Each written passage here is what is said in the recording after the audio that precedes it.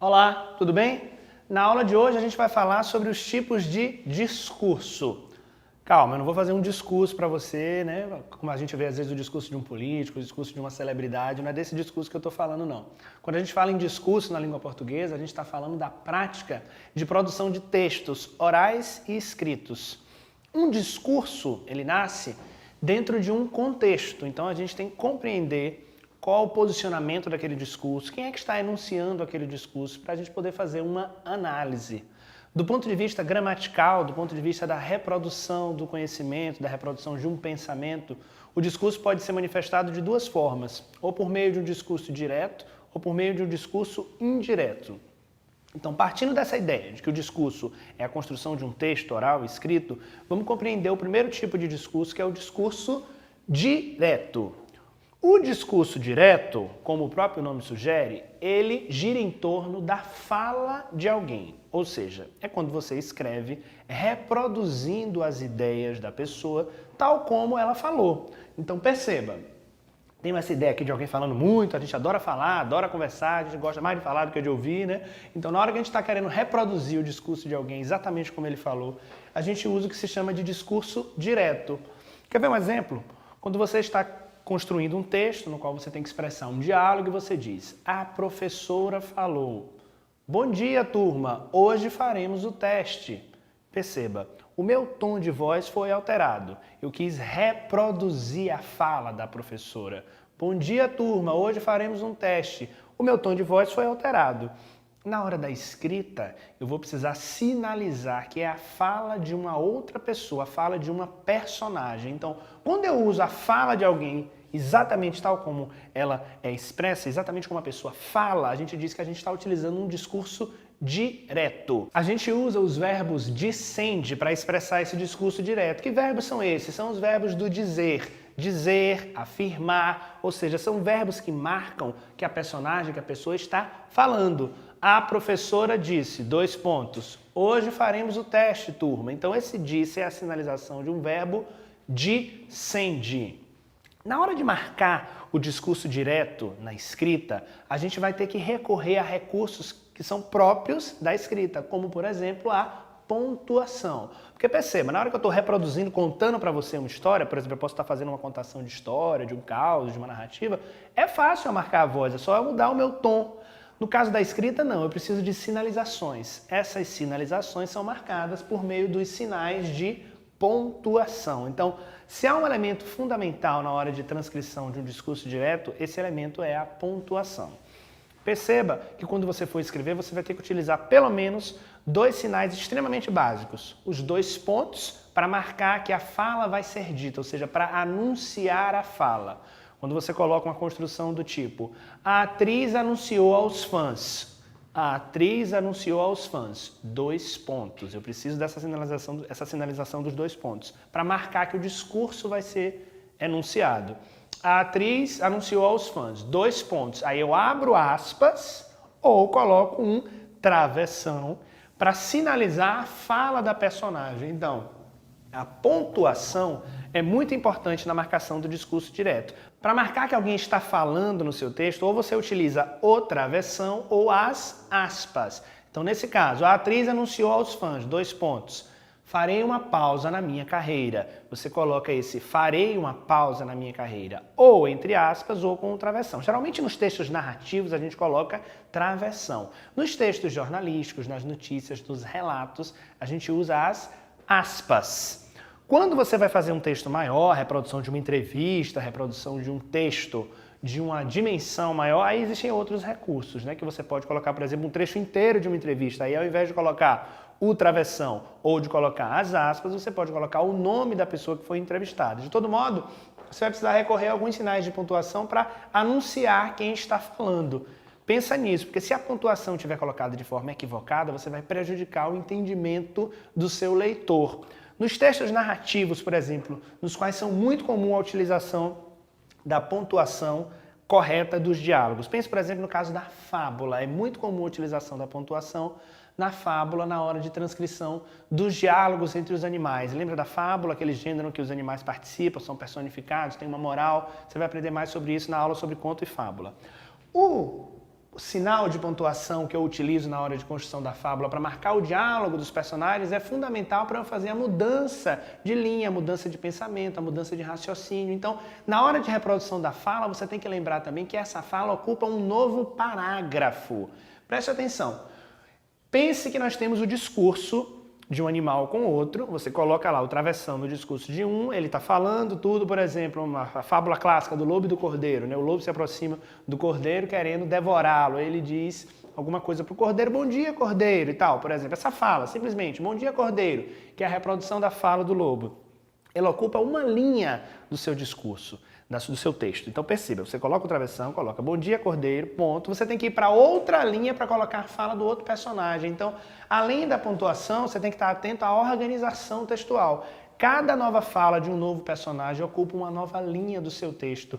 Fique atento a isso, porque senão você vai colocar a fala misturada, o discurso direto misturado e vai ser uma confusão danada no seu texto, não vai ser interessante para quem lê, ok? Marque pontualmente e marque corretamente o seu texto. O outro discurso que existe é o discurso indireto. A diferença básica entre o direto e o indireto é que o direto reproduz a fala e o indireto é um discurso narrado, ou seja, há um relato. Alguém fala sobre o que outra pessoa falou. Então, diferente daqui, que é um discurso de primeira pessoa, a própria pessoa se colocando, aqui é um discurso em terceira pessoa, ou seja, alguém falando sobre a fala de um outro.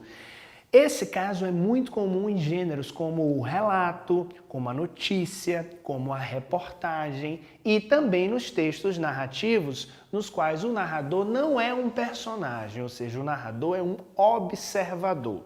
Preste atenção, por exemplo, quando a gente vai tentar reproduzir a fala sem querer posicionar o personagem dentro dessa reprodução.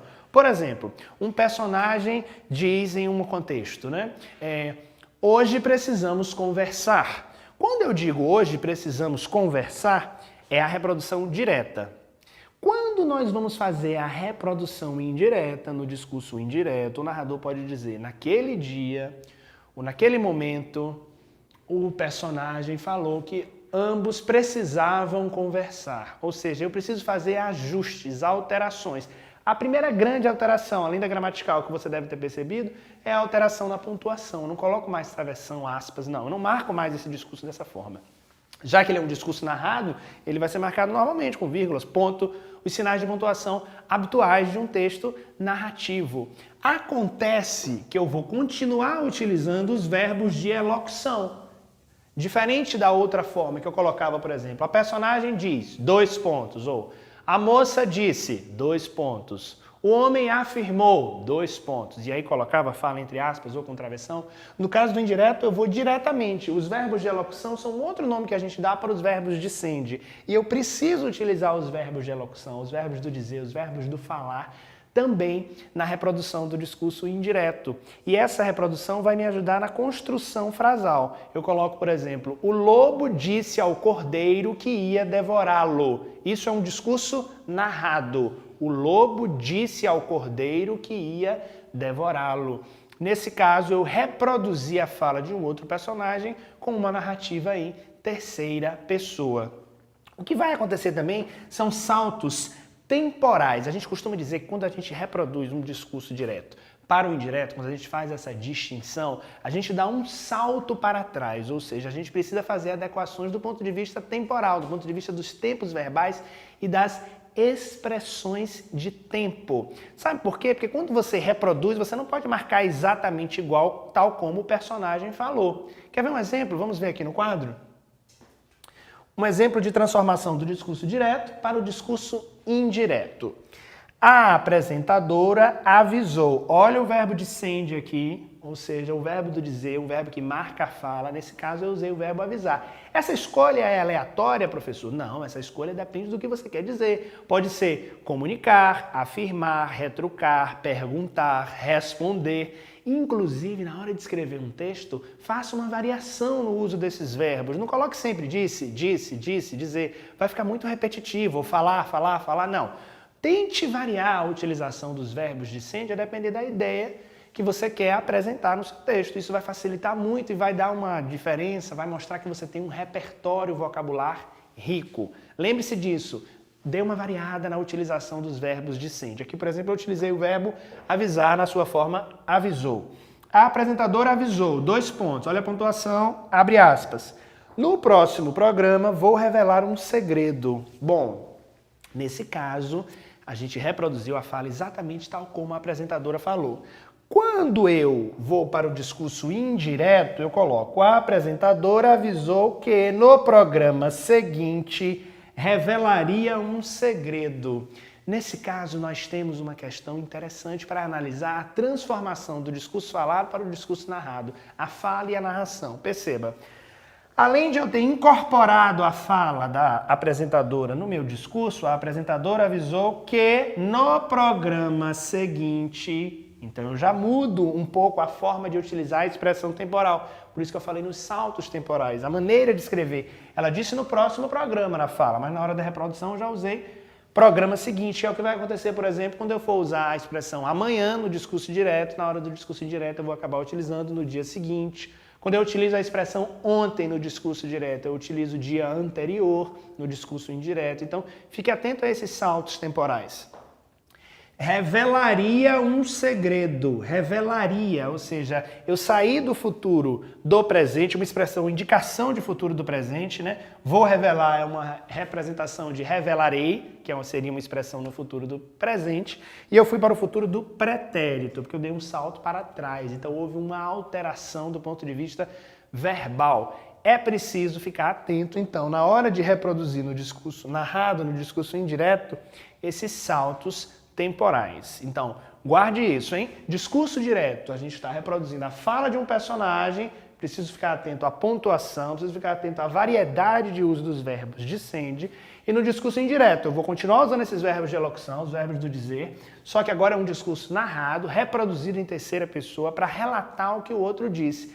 Na hora da escrita de um texto literário ou não literário, muitas vezes a gente vai utilizar ambos os discursos. Então, fique atento às convenções, às regras e fique atento às mudanças de ordem gramatical nas expressões de tempo, lugar e nos tempos verbais, ok? Na próxima vez que você for escrever, então, discurso direto ou indireto, espero que você lembre dessas dicas. Esse foi o tema da aula de hoje, ok? Tipos de discurso. Discurso direto e discurso indireto. Muito obrigado.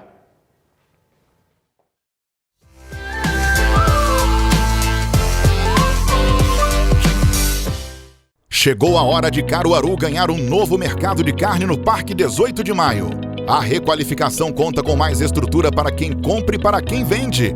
É mais geração de emprego e renda. É a valorização da Feira de Caruaru. Novo mercado de carne no Parque 18 de Maio. Durante as obras, contamos com a colaboração de todos. Os transtornos passam e o benefício fica. Prefeitura de Caruaru. Fazendo o futuro agora.